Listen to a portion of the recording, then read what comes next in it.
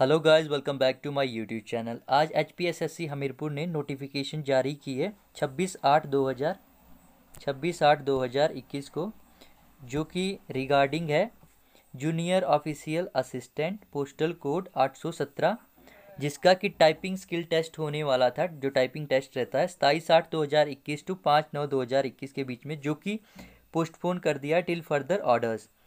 मतलब इसके बाद इसकी दोबारा से नोटिफिकेशन आएगी। जब तक इसकी कोई न्यू नोटिफिकेशन नहीं आती उसके बाद ही इसका जो टाइपिंग स्किल टेस्ट रहेगा, इसके ऊपर जो बैन लगाया है और लगाया हॉनरेबल हाई कोर्ट ने इसके ऊपर बैन लगा दिया है गाइस। और आप ये पूरी इन्फॉर्मेशन यहाँ से पढ़ सकते हो।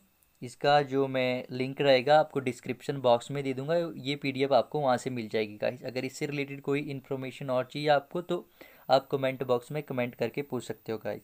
तो इस वीडियो में इतना ही, बाकी मिलते हैं नेक्स्ट वीडियो में गाइस।